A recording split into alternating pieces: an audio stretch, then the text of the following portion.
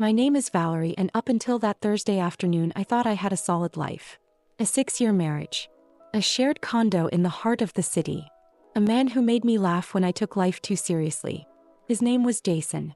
At least that's the version of him I married. I was out of town for a conference in Chicago. The hotel was buzzing with conversation and the soft clinking of coffee cups. I just finished my second client presentation and was finally feeling that post-speech high when my phone lit up with his name. I stepped into the hallway expecting the usual check-in, maybe a quick, "How's it going?" or "I miss you." But the voice that came through was cold, clinical. "I'm done," Jason said flatly. "I'm filing for divorce. Sold the condo yesterday. You'll need to figure out where to go when you get back." There was no emotion. Just facts. Just cruelty. I didn't respond right away.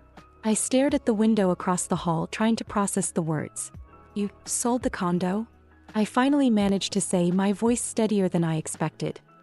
Jason laughed, actually laughed. "Yeah. Olivia and I are moving in together. She's not living in that shoebox you're so obsessed with. She deserves better." Olivia. The name burned through me like acid. I had suspected for months. Business trips that ran too long, the way he started hiding his phone. His change in cologne. His sudden obsession with late meetings. But hearing the name, that broke something open inside me. Still, I didn't let him hear it. I simply said, "Got it," and hung up. He thought he'd won. He thought he'd gutted me. But he didn't know what I knew. He didn't know the condo wasn't his to sell. Months earlier, when we refinanced, Jason skimmed through every document and signed without reading, just like always. And I, after years of him brushing me off like I couldn't possibly understand anything financial, had quietly had the deed transferred into my name. He never noticed. He never asked. He never cared. But he would. That evening, as Chicago lit up in pink and gold from my 12th floor window, I called the one person who knew everything. My best friend and attorney, Marcy. "I need you to pull up the paperwork on the North Avenue condo," I said. There was a pause on the line. "What happened?" "He tried to sell it behind my back. Told me it's done." "Oh girl," she muttered. "This is going to be fun."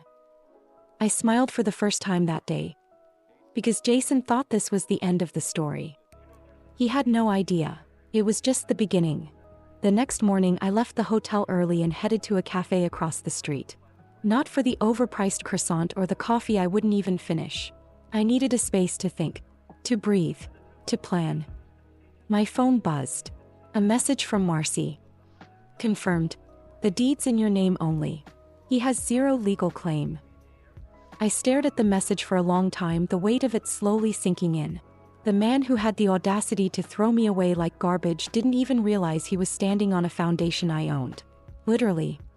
Jason was impulsive, arrogant, and as I now knew, sloppy. I sipped my lukewarm coffee and opened a new note on my phone. This wasn't just about protecting myself anymore. This was about taking back control, and doing it in a way that made sure he never saw it coming. First item on the list: notify the realtor. I tracked down the real estate agent handling the sale and gave her a call. A bright-voiced woman named Sandy answered on the second ring. "Hi, this is Valerie Mercer. I believe you've been in communication with my husband about selling our condo on North Avenue." "Oh yes," she chirped. "We just finalized the paperwork. Jason said you were out of town but fully on board. It's a hot property." I smiled thinly. "Here's the problem, Sandy. Jason doesn't own that property. I do. The deed has been in my name alone since March, and I never authorized the sale." Silence. Long, uncomfortable silence. "Oh, wow," she said finally. That's a bit of a situation." "Sure is. So here's what's going to happen. You're going to cancel the transaction immediately, notify the buyers, and confirm that Jason has no right to continue representing the property. If any funds were transferred, he'll be liable for misrepresentation. My lawyer will be in touch with you by this afternoon." Sandy practically fell over herself with apologies. But I didn't need apologies. I needed leverage. And now I had it. By the time I walked out of the cafe, the false sale was dead. Jason had no clue yet, of course. He was probably shopping for throw pillows with Olivia, imagining their fresh new life in their condo. Let him. Because the next call wasn't to Jason. It was to the building's management office. I requested new keys be issued, all access codes changed, and noted that only I had authorization on the lease and ownership. Then I called the moving company we'd used last year and scheduled a pickup for everything of his. Everything. Every sneaker, every gaming headset, every vintage whiskey bottle he loved to show off to his friends like it made him interesting. When I returned home that Sunday, the apartment was still technically his crash pad, but it wouldn't be for long.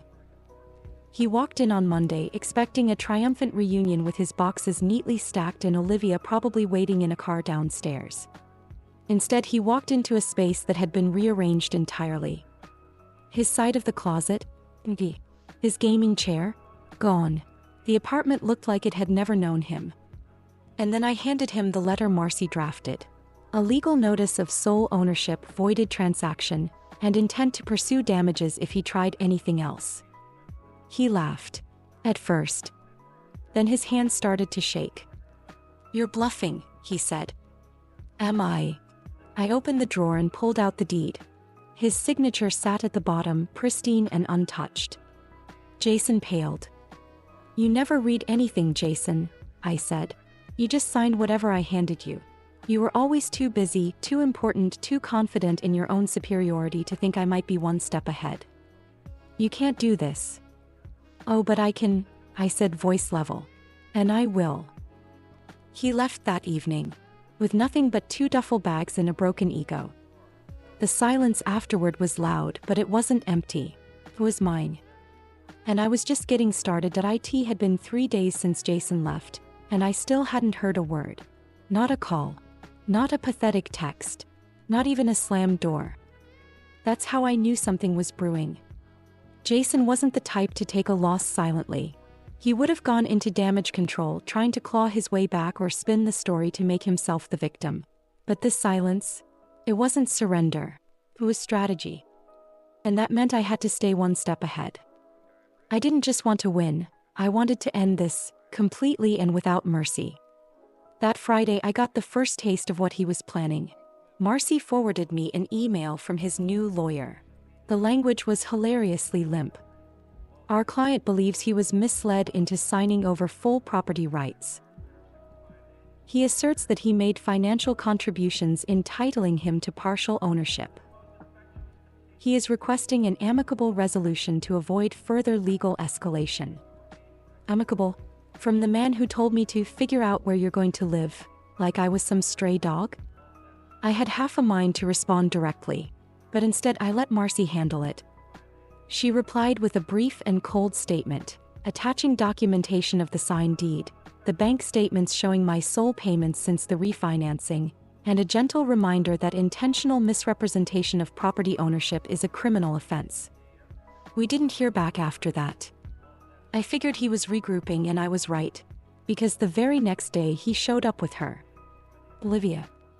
I was on the balcony watering the plants when I heard the knock. The audacity of it made me laugh out loud. I didn't even flinch when I opened the door and saw her standing beside him, wearing her smug little trench coat like she'd just walked off the set of a soap opera. "Hi," she said, like this was casual. Like we were 2 acquaintances who'd bumped into each other at a coffee shop. Jason stood beside her with a rehearsed calm. "We just need to grab a few things," he said. "It won't take long." I leaned against the doorframe. "Anything you own has already been boxed and sent to storage. You can pick it up there. I'll text you the address." "You can't just decide that," Olivia snapped. "Oh honey," I said, smiling, "I already did." She tried to push past me, but I stepped forward and held up a piece of paper. "This is a no trespass notice. Effective immediately. You set 1 foot inside and I call the police." Jason looked like he might combust. Olivia looked like she'd swallowed a lemon. "You're making a mistake," he said. "You don't want to make this uglier than it has to be." "Oh, but Jason." I tilted my head. "I do." And I closed the door on both of them. But the best part came 2 hours later when Olivia's real estate dreams crashed. See, I'd gotten a tip that she'd already been making arrangements. She told her friends she and Jason were moving into their apartment by the end of the month. I knew someone at the design firm she'd hired. It didn't take much to have her plans canceled. Turns out it's hard to pitch a remodel when you're not on the deed. Even harder when the actual homeowner emails the firm with a cease and desist. Later that evening, I received a message from an unknown number. "You've gone too far. You'll regret this." I didn't respond. I just smiled. Because for the first time in a long time, I wasn't scared of Jason. I was the storm. And Olivia? She had just bought herself a front row seat to her own downfall. The silence didn't last long. By Monday morning, Jason had found his voice, and a lawyer bold enough or clueless enough to try and bluff me into submission. Marcy forwarded me their latest letter while I was sipping my coffee in my sunlit kitchen, a space that felt mine again. It opened with a passive-aggressive, "We hope this matter can be resolved swiftly," and quickly spiraled into delusional demands. Jason, it seemed, was now claiming emotional investment in the apartment. Emotional, as if that held weight in a courtroom. He wanted a buyout. Half the apartment's value. I laughed so hard I nearly choked on my coffee. Marcy, being the queen of surgical legal takedowns, replied with a masterfully polite version of, "No." Not only did Jason have no legal claim, but any further harassment would open him up to countersuits, including for emotional distress. I gave her the green light to file an official restraining order if he so much as looked in my direction sideways. And just like that, the game shifted. Jason realized his tantrums weren't going to work. So he tried the next play: public opinion. By Tuesday, I started getting DMs from mutual acquaintances. They were awkward and full of half-baked concern. "Hey, I heard from Jason.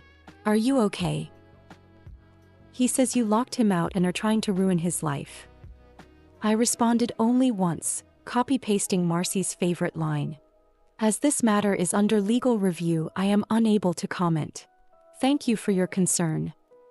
But privately, I was livid. Jason wasn't just a liar, he was a coward. Instead of owning up, he was trying to paint me as the villain.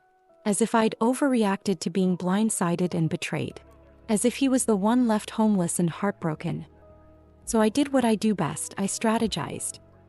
I started collecting everything: screenshots, messages, bank transactions, photos, voice memos. Every single instance of him admitting fault, of him planning things behind my back, of him referring to the apartment as hers in texts with Olivia. I handed it all to Marcy. "You're building a war chest," she said, clearly impressed. "You sure you don't want to sue him for attempted fraud and defamation?" "Not yet," I said, "but soon." Because I had one last card to play. Jason's ego was his greatest weakness, and I knew exactly how to make him implode. It started small: an anonymous tip to Olivia's employer about potential financial impropriety. Nothing illegal, of course. But when someone is dating a man under investigation for property fraud, HR tends to raise an eyebrow. Especially if she's already put his name on the rental application for their new place. Next, I leaked one of Jason's old emails to a friend in a local real estate Facebook group. In it, he bragged about flipping the apartment for profit without my knowledge. I didn't sign my name, of course, but I knew word would travel fast. He wanted to ruin me. But all he managed to do was burn himself. By the end of the week, Olivia's social media went dark. Jason deleted his accounts, and I bought myself a new pair of heels and walked through my apartment, every step a reminder of who won. He started this war. But I was going to finish it. One humiliation at a time. I didn't expect him to break so fast. The Jason I knew was stubborn, smug, and always 3 steps ahead in his own mind. But apparently, when your lies start catching fire from all sides, social, legal, and personal, your confidence goes up in smoke. By Friday evening, he tried texting me again. "We need to talk. Please. I made a mistake." I stared at the screen, blinking once, twice before letting the phone fall back onto the couch. Mistake. He tried to sell my home, gaslit me, cheated on me, then tried to paint me as the monster to mutual friends. And now that his new world with Olivia was imploding, he wanted a do-over? No. There would be no redemption arc. No warm coffee shop meetup where we process everything like mature adults. Jason didn't want closure. He wanted control. And control was the one thing I would never give him again. I didn't reply. Instead, I went for a walk. Just a short one. Down the block and back, past the cafe we used to sit at on Saturdays, past the little bookstore I'd introduced him to that he claimed was boring. Funny how all those small details, the things I thought we shared, now just felt like they belonged to me again. My cafe, my bookstore, my world healing without him. When I got back, there were 3 missed calls from an unknown number. Then came the email. It was from Olivia. No subject line, no greeting. Just one paragraph. I assume you're proud of yourself. You lost everything. You won. Congratulations. I laughed. She was still under the impression that I did this to win him. Like Jason was the prize at the end of a twisted game show. No, sweetheart. The prize was peace. Freedom. Reclaiming everything I lost during those years I spent trying to be understanding while he played the long con. Marcy called the next morning. He wants mediation, she said. Says he doesn't want this to get messy, eh? He's already knee-deep in mess, I replied. He's just realizing it smells. Marcy chuckled. So no deal. Not unless he agrees to a quiet exit. No more messages. No more friends dragging me into sympathy traps. And I want it in writing that he won't contest the divorce. There was a pause. He'll agree, she said. I knew he would. Because by now he had no moves left. Olivia was gone. The apartment was off limits. And the job offer he'd bragged about at every dinner party had mysteriously vanished after his name popped up on an internal ethics thread someone anonymously contributed to. I didn't need to throw a grenade.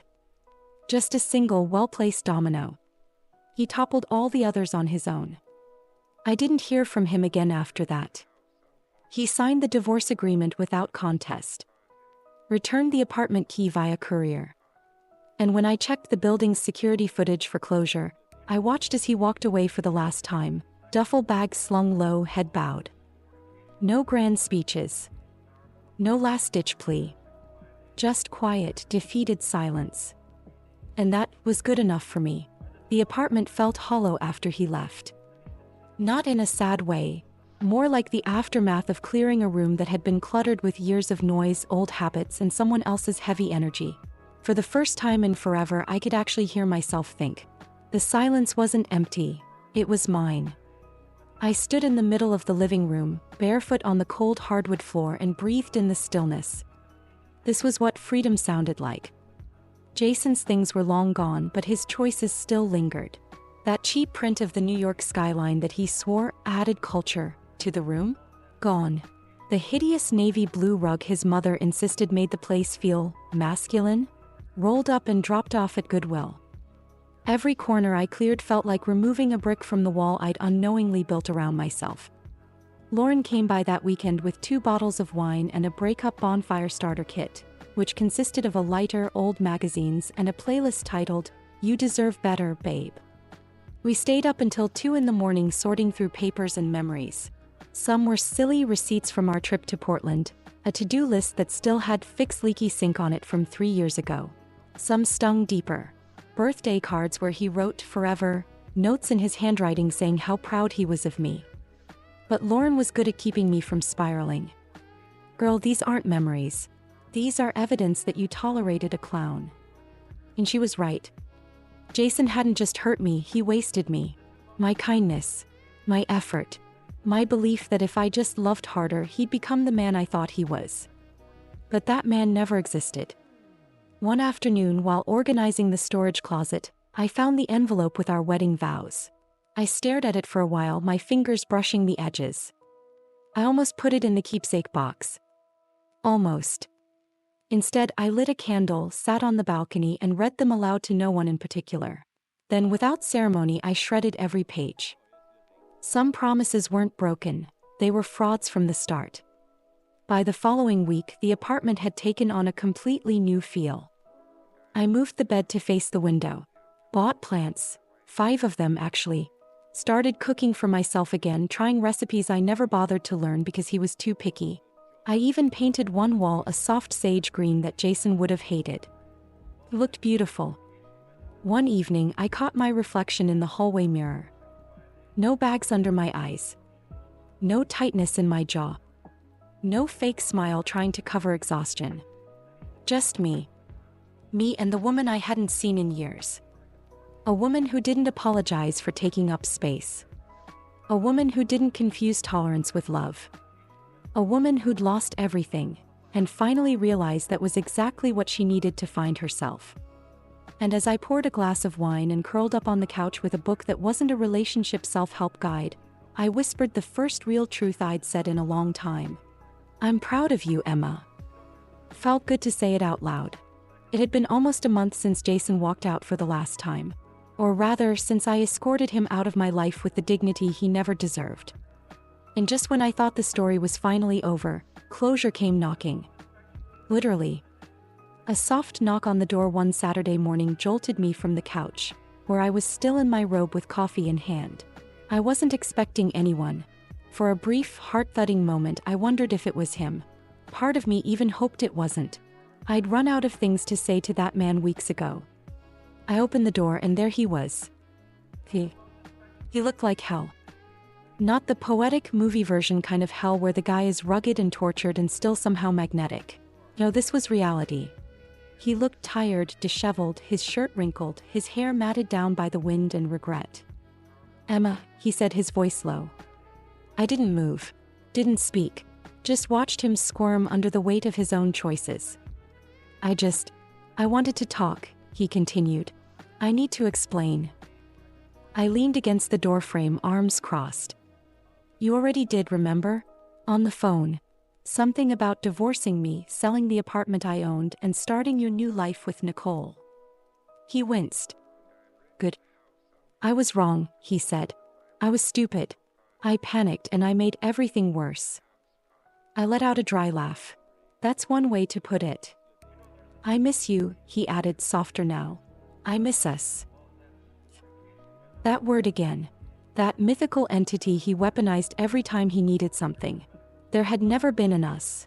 There had only been me, dragging the weight of the relationship while he reaped the benefits. "I'm not here to rehash the past," I said. "What do you want?" He looked down, embarrassed. "I need to know if you're going to press charges." There was not love, not regret, just fear. Fear that the fraud he tried to commit might still catch up to him. "I haven't decided," I said. "But I will tell you this, you should be more worried about what you'll lose next if you keep trying to manipulate your way through life." He opened his mouth to respond, but I shut the door before he could. I stood there for a moment, hand still on the knob, heart racing, not from panic but from power. I hadn't cried. I hadn't begged. I hadn't even raised my voice. That was closure. Later that night I called Chloe. "I think it's time," I told her. "To file?" she asked. "No," I said, smiling to myself. "To thrive." We filed the final divorce motions the next morning. Jason tried emailing, texting, even sent a letter through his lawyer asking for a meeting to reach emotional resolution. I ignored every attempt. There's a reason doors lock from the inside. It wasn't about vengeance anymore. It was about space. About choosing my own voice over the noise he used to fill my life with. And for the first time in years, I wasn't just moving on. I was moving up. I woke up the next morning to sunlight pouring into the bedroom. My bedroom, no longer shadowed by someone else's clutter or attitude. It was strange how quickly a space could transform when you removed a person from it. Or maybe it wasn't the space at all. Maybe it was just me. I'd spent the last few weeks reclaiming everything, not just legally or physically but emotionally. I had swapped Jason's gaudy decor with soft linens, warm tones, and art that made me smile. The ridiculous speaker system he loved blasting football games on was replaced with a quiet record player and a collection of vinyls I'd always wanted but never had the shelf space for. Funny how I suddenly had plenty of room. It wasn't just the apartment that felt lighter. It was me. No more walking on eggshells. No more calculating my words to avoid setting off his ego. No more wondering why I wasn't enough. Because he just wasn't enough to see it. My mornings were slower now, more intentional. Coffee on the balcony, yoga in the living room, journaling beside the window. I wasn't rushing to appease someone else's schedule. I wasn't squeezing myself into the tight mold of the perfect wife. I was just existing, freely, fully. One Saturday, I ran into Lauren at a local bookstore. She beamed when she saw me. "You look like someone who's sleeping through the night again," she teased. "I am," I laughed, giving her a hug. Turns out peace is a great substitute for chaos. We sat down in the cafe next door with lattes and a shared lemon tart. She told me about her new promotion. I told her about the small art show I was considering applying to. That's when she asked the question I knew was coming. "Have you heard from him?" I sipped my drink. "He came by." Lauren raised a brow. And I told him exactly what he needed to hear. Which, ironically, was nothing. He grinned. "Proud of you." I shrugged. "I'm proud of me too."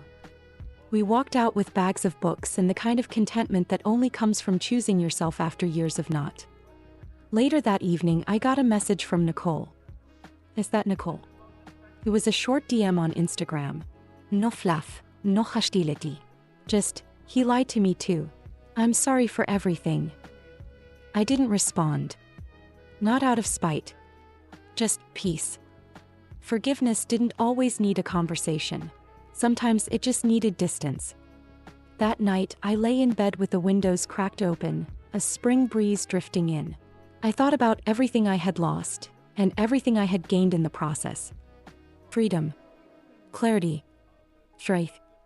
The kind of strength that comes from standing your ground, even when someone tries to bulldoze it. Jason may have been the plot twist I didn't see coming. But I was the rewrite. And the story was finally mine. It was around mid-June when I truly felt the shift. The kind that doesn't come with dramatic moments or slam the door goodbyes, but sneaks up on you like a subtle breeze after a storm. One morning, I looked around my apartment, took a deep breath, and realized I wasn't surviving anymore. I was living. The divorce had gone through a week earlier. Chloe messaged me with a simple, "It's done. You're free." And though I already felt free for weeks, seeing those words in black and white settled something in my chest I hadn't even known was loose. I made a cup of tea, opened the email again, and read the final decree twice. Then I exhaled. The timing was poetic.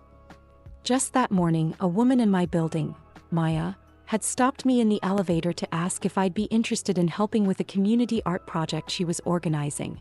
She'd seen the painting on my balcony wall and loved it. I'd forgotten how good it felt to be noticed for something I created. Jason used to laugh at my art. Said it was a cute hobby, and joked about me making Etsy money. The few times I painted in front of him, he'd act supportive but scroll through his phone or nod distractedly. Eventually, I stopped showing him anything at all. Now I was showing my work to neighbors. People who actually looked. People who asked questions. People who saw me. I agreed to help Maya.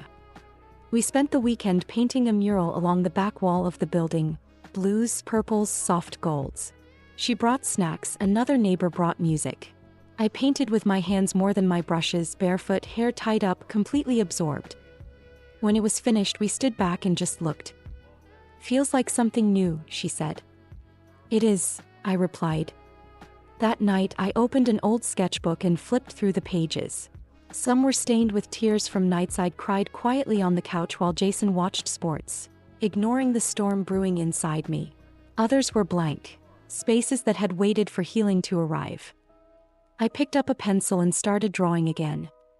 Not to prove anything. Not to share. Just to reconnect with the part of myself I'd shelved. And as I sketched, I remembered. I remembered the girl I used to be. The dreamer, the doer, the quiet rebel who believed that love meant growing together, not shrinking for someone else's comfort. That girl hadn't disappeared. She'd just been buried beneath years of compromise. But she was resurfacing now, stronger than ever. At that moment, I promised myself something. I wouldn't let anyone dim me again. Not for love. Not for comfort. Not even for peace. Because the right kind of peace doesn't ask you to shrink. It helps you expand. Jason had been a chapter, but I was the author. And I still had so many blank pages left to fill. The day Jason finally moved his name off our shared utility accounts, I didn't feel anything dramatic. No sudden rush of closure. No cinematic swell of victory. Just peace. A clean sort of stillness that let me know his presence was finally gone, in all the tangible, logistical, real-world ways. The intangible, that took longer, but even those echoes had started to fade. I hadn't seen or heard from him in over a month. Chloe said his lawyer was cooperating just fine. No more last-minute dramatics, no more threats, no more fake apologies or late-night texts. He'd gone quiet. I think it finally sank in that I wasn't bluffing. He was a man used to manipulating his way out of everything. He underestimated how much strength could come from someone who'd been pushed too far. But I didn't burn down our past to make a point. I walked away because I was building something new. Something that didn't have space for people who took and never gave. One Saturday, Lauren and I visited a ceramic studio downtown. We spent the morning sculpting wildly misshapen bowls and laughing like teenagers. She bought me lunch afterward and said, "You're glowing again. You know that, right?" I smiled, wiping clay from my wrist. It's freedom. Looks good on me. Later that night, I curled up on the couch with a journal and a glass of red wine. I wrote a letter to Jason, but not one I'd ever send. It wasn't angry. It wasn't vengeful. It was a thank you. Not for the betrayal or the gaslighting or the lies, but for showing me the worst so I could finally choose better, for myself. Thank you for making the choice so clear, I wrote. For leaving first so I could find the strength to never let you back in. Thank you for showing me that love without respect is just possession in disguise. And most of all, thank you for freeing me. I tore the page out, lit a candle, and watched it burn safely in a bowl on my balcony. And when it was ash, I whispered, "This is the last time you'll take up space in my life." The next morning, I got up and opened the blinds to a room filled with sunlight. The mural across the building cast soft colors through the window, and my apartment, my home, felt alive. There was music playing in the distance, birds somewhere on the fire escape, a sense of calm that didn't need explanation. I made coffee. I sat in the corner chair Jason always hated because it didn't fit the room, but that I kept because it fit me. And for the first time in a long, long while, I was excited. Not just for what was ahead, but for who I'd become. The kind of woman who doesn't just survive heartbreak. She reinvents herself, brighter, bolder, and beautifully untouchable. This was my story now. And I wasn't writing revenge anymore. I was writing power.